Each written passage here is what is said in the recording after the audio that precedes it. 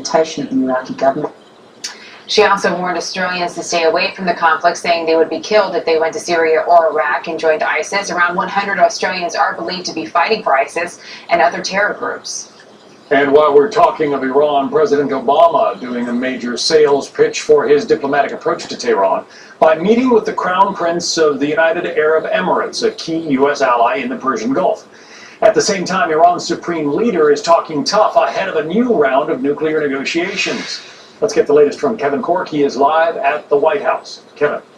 John, good day to you. You're right. It is without question a very complicated walk for a president who continues to be convinced that a diplomatic solution is the smartest, safest way to go as far as taking a route to eliminating Iran's nuclear ambition. And yet there's still so much work to be done before that possibility could become a reality. You mentioned the ongoing talks. Yes, they are still underway. Part of that conversation, by the way, including talks with a key ally here at the White House today, the Crown Prince of the UAE paying a visit here to the White House. His country, by the way, among many of the Middle East who share U.S. concerns about a nuclear-capable Iran. Today, their supreme leader, Ayatollah Khamenei, once again repeating a claim that Iran is only interested in nuclear energy, not weaponry, a claim that has been disputed by many, among them Israeli Prime Minister Benjamin Netanyahu, who has suggested that the Obama administration's desire for an arms deal with Iran is unwise at best and frankly dangerous at worst. Now, that's something the president continues to dispute, noting that there are a number of mechanisms in place to hold Iran accountable if they were to violate a possible deal.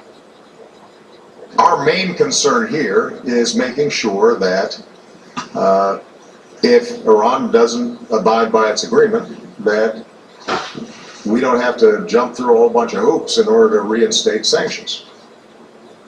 Now, clearly, that is the rub. What happens if there are sanctions? Will the sanctions be eliminated in total? That's part of the dance that's ongoing in the discussions that we've been hearing so much about, John, and quite frankly, people are always looking for information, and small details like that, we simply don't know what will turn out if a deal is reached sometime by the end of June. But we'll probably hear a little bit more about that in the briefing, which is coming up this hour right here at the White House. But for now, back to you. Very high-stakes negotiations. Keep us updated. Yes, sir. Kevin Cork, thanks.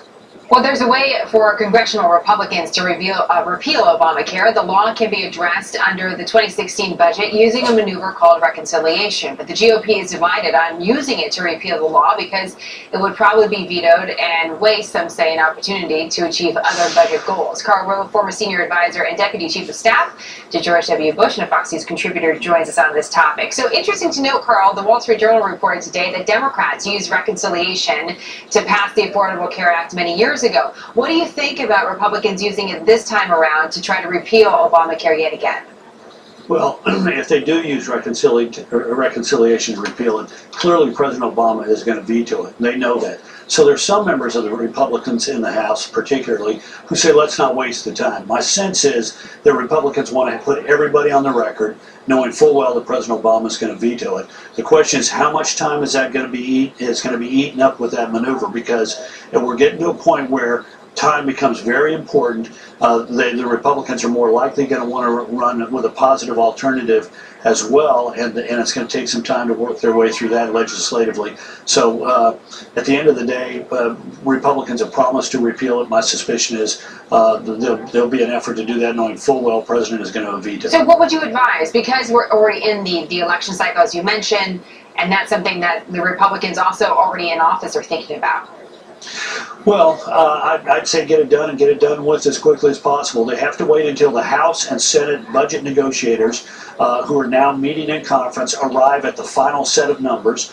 This last happened in Congress in 2010 in order to allow for the passage of the Affordable Care Act. The Republicans are going to be able to arrive at an arrangement.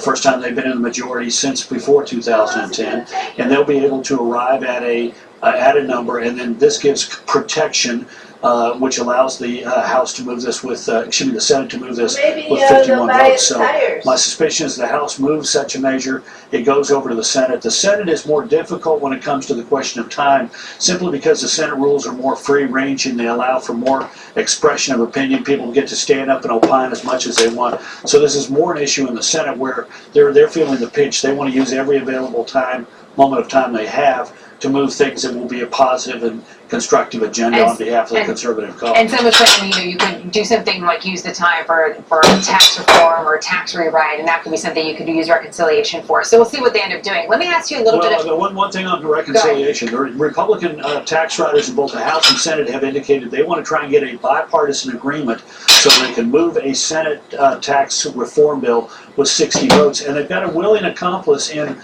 Democratic Wyden, Senator Wyden of Oregon, who wants to arrive at a bipartisan agreement. So we're not likely to have that be the issue that keeps the Republicans in the Senate from voting a repeal of Obamacare. Maybe other issues about which they're concerned about running out of time. Okay, interesting. And noted there, Carl. Let me ask you about this big topic today, and this is the new report out of the New York Times. We're learning about this new book that's raising a lot of questions about foreign donations to the Clinton Foundation.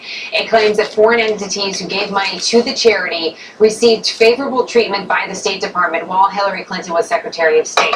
These allegations have been out there. We first learned of this. There are questions about the foundation going back to a Washington Post story mid-February. So we're 2 months later. Here's this book.